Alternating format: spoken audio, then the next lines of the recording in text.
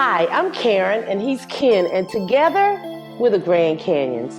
Welcome, welcome, welcome to another episode of Relationship Matters. Relationship matters. Hi there. On this episode of Relationship Matters, you're going to learn the 3 techniques we use to resolve any conflict in your relationship. This episode of Relationship Matters is brought to you by our sponsor, Red Family Dentistry, where we want to see you smiling.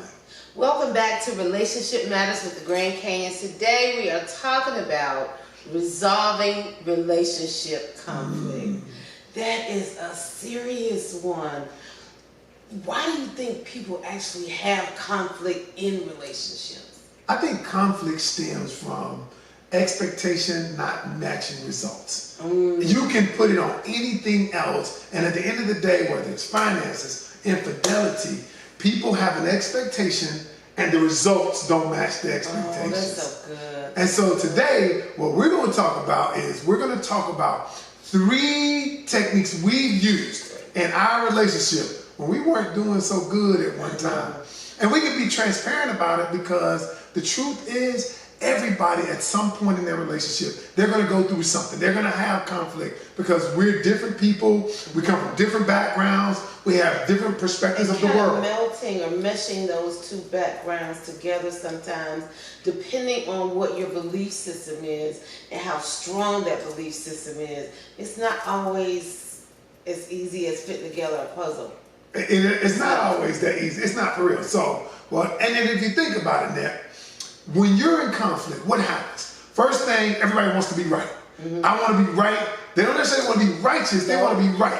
And what do? We listen a lot of times just to talk. Because I'm guilty of it. We don't hear. We'll listen not to hear, but to talk. So when that person gets to the end of their sentence and it's our turn, we was like, are you done? Are you done? So I didn't hear what you said. Have I ever done that?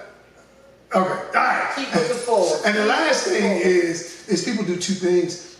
They defend themselves. Instead of really listening to what the person says. I'm guilty of that. And then what they do is they do what we call character assassination. So you tell me something wrong. Tell me about when you say defend themselves. What do you mean?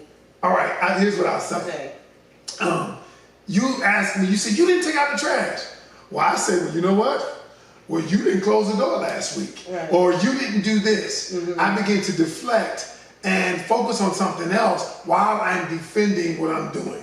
And a lot of times, instead of defending what I'm doing, I just simply deflect and put the blame on somebody else. And then what I do is I start assassinating your character. Well, you didn't do this, and you didn't do that, or you didn't give me none, or whatever. Why you always gonna take it back to that? I'm just saying, my bad. But tell me about the time we were going through something in our relationship, how we got through that. There was a time that, when we said it's about that 5-year mark, when the relationship was not going well, and we did not know where we were going to end up, together or apart.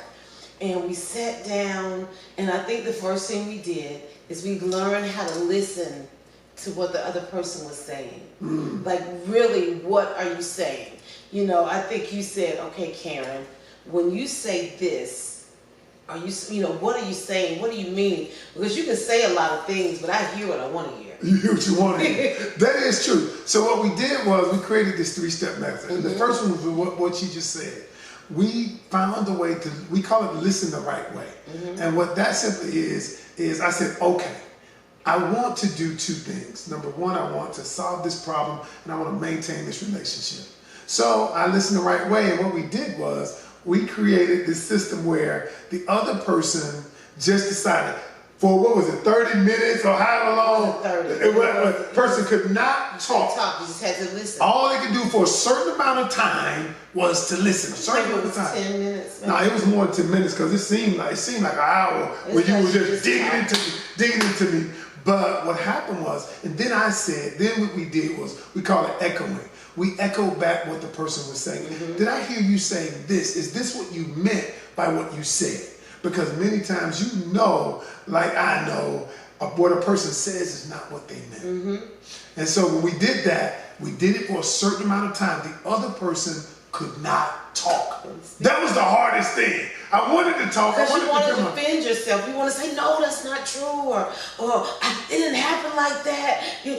I wasn't even there. You want to defend yourself, but I think it's when you learn how to listen, like to really what a person says. That is just like, that's powerful. It is. That's powerful. And then this is what you came up with, the second step. Once we listened, the other person could we had it the one question rule. Step 2 was you only get to ask one question. And that one question is this. And this really changed my life. The one question was, what could I have done to change this outcome? Mm-hmm. What could I have done to make this better? When you ask that question, it forces the other person to begin thinking about, tell me what because they can't read our minds. Right, tell me what I could have done to make this situation better. But you truly want the situation better. You're saying what you're saying. They're getting the wrong perception from what you're saying. So you tell me, how could I have said that? Or how could I have shut that cabinet door in a way that would have offended you? Just whatever your thing is, how could I have done that so it would have been satisfactory so we could live in peace? Because at the end of the day, that's what it's about. That's what it's about. And when you ask that question, it leads us to number 3. Because you can only ask one question, what could I have done? Then both of you begin to focus on the solution. Mm-hmm. So the third step is you create the solution together.